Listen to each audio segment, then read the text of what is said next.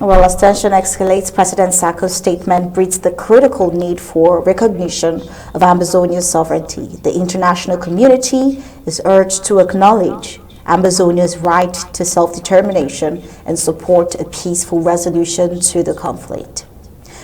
But then we've had Barrister Ambazonia talk about this extensively before, and as Barrister Ambazonia would have said, the resolutions 1608 should be more of evidence to Ambazonia than regarded as a false god. Because we've talked about this extensively, would like you to briefly give your thoughts on this one more time. Thank you, and thank the President for his input. Whatever I say, or I'm going to say, is not intended to contradict what he says. It is intended to open our eyes larger and broader in what the discussion is.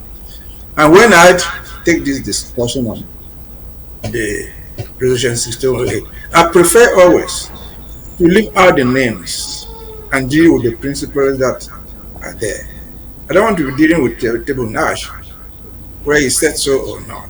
That's not important. We will deal with individuals who miss the main point.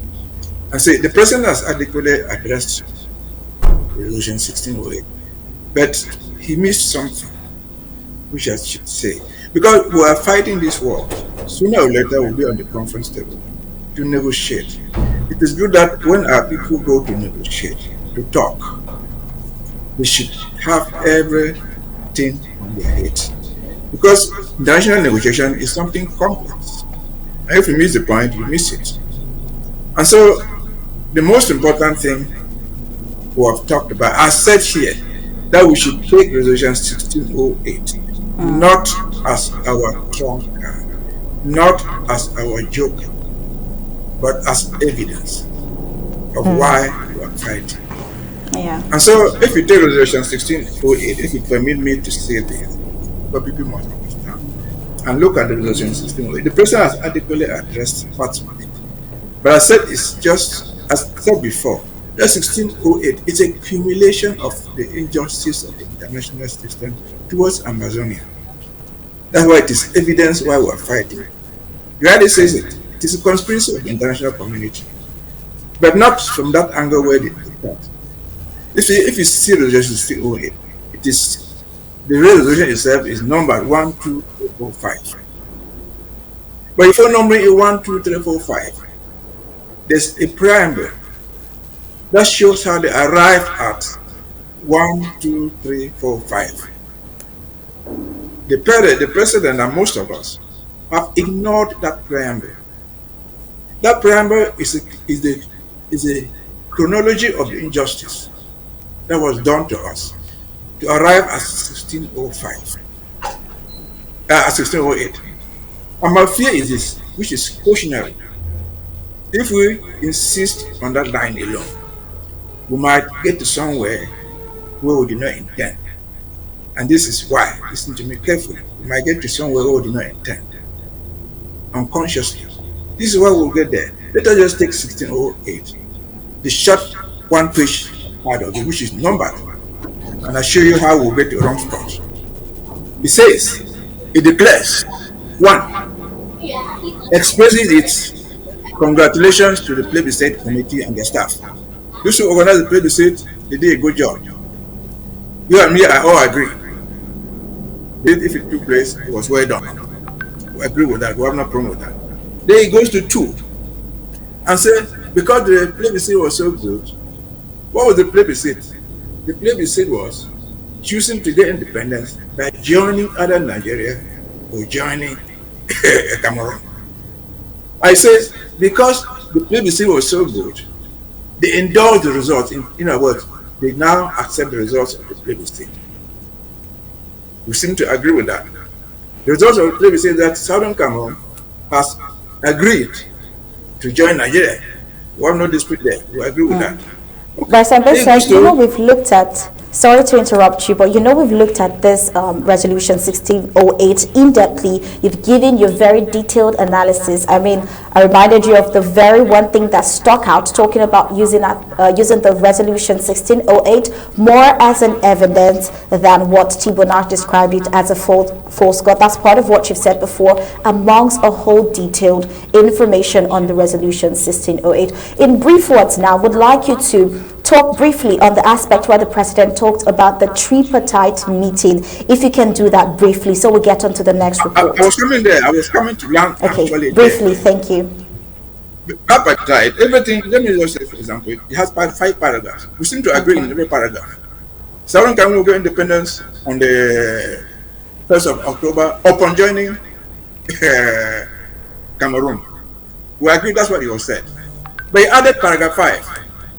Provided 5 invite the administering authority, the government of the Southern Cameroons and the Republic of Cameroon to initiate urgent discussions with a view to finalizing before October 1st the arrangements by which the agreed and declared policies of the parties concerned will be implemented.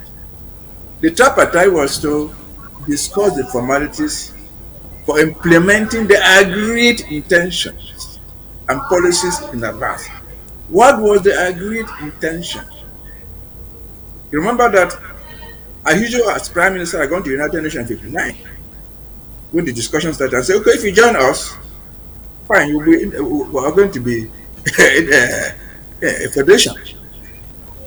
Ahidjo Frontier had made so many journeys to Yaoundé to discuss this thing. Ahidjo came to Buea once to discuss how the federation was going to look like. But as the president said, what Ahidjo and Frontier was discussed was not binding, because Frontier was signing those documents not as a premier. Frontier signed the documents as the leader of the party, ANDP. That was favoring, because they are not yet united. And so they had what the president called exchange of notes. Those were all there. They were in the United Nations.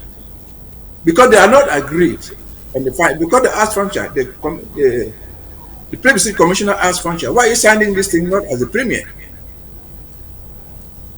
Mr. Traki, who came from Iran, he asked, but why are you signing this as not as a prime minister? Frontier explained that, look, this is negotiation level. I'm negotiating for the future plebiscite. When it is agreed, then all the parties of West Cameroon will now come together and then sign the agreement, which should take us now to 16085, which I say if we go down that route, we might end up where we don't want. Okay. We agree that 16085 was not implemented. There was no tripartite meeting. There's no doubt about that. Even Francophones agree. Kumban did not meet that standard. So there was none. But the intention of 16085 was for the party to agree on the fine prints of their so-called federation. In fact, that's why after that they went to Fumban and people call it, they went to draft a federal constitution. But it's also agreed that that federal constitution, whatever that came out of that federal constitution, was not what they agreed in Fumban. It didn't bind us. And so now we're at war. This is where we might end up. This is why I said that if we're not careful, we'll end up in the wrong spot. If we go to the international community and agree that where our greatest problem, as said by the president, is 16085. There was no meeting, there was no agreement as specified in 16085. That's why there's a war.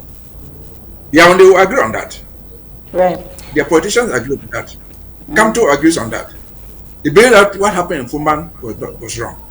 The international community say, the referee sitting there, whoever is sitting there, he said, no, people had agreed to go into a federation. This was your great intentions. That way, that federation, it is not there today. They say, okay, no, let us come back today.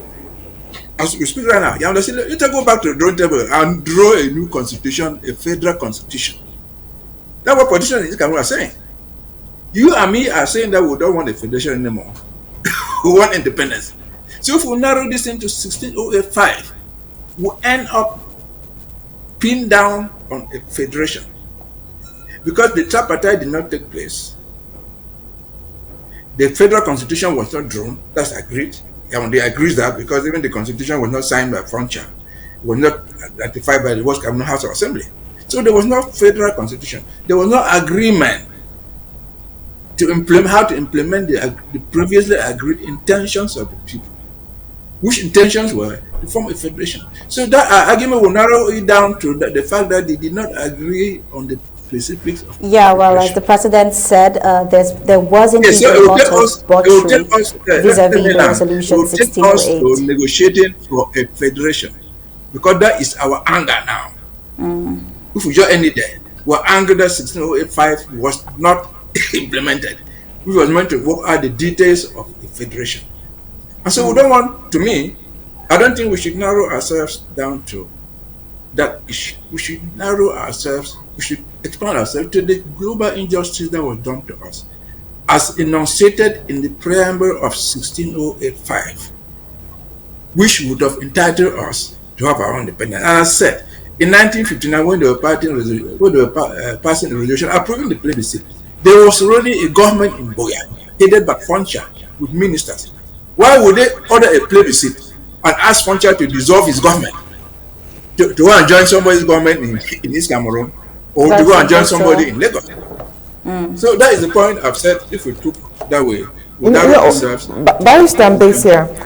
This particular UN Resolution 1608 is a very, very sensitive one. But what we can take out from all of this is the fact that this is a foundation of Ambazonians' legality. This is what Ambazonians are holding on, and I think that is the emphasis that the president tried to expatiate on. You can't take that away because there was so there was supposed to be a tripartite meeting that never held. We all agree about that. So, I mean, until then, we'll keep on analyzing this, but we can't take away that from Ambazonians. But you know what? Saturday is still here, and I'm sure that, Mr. Tao will definitely take this from another angle.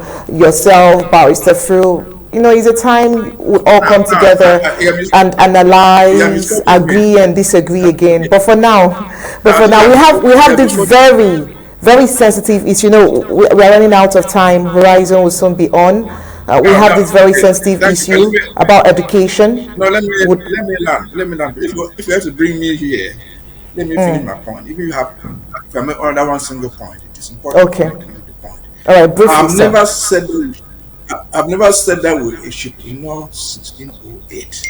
I've already pointed out how we can use 1608 to our own advantage. Okay. That's what I've said. I've not said that should be ignored. It remains important. But as I said, as a lawyer, when you go to court, you have all this evidence. What evidence do you pick at what time? And this will take me to the second point that the President raised, which we have been raising here. The second point that we raised all the time is the referendum. All of us here seem to say we don't want the referendum.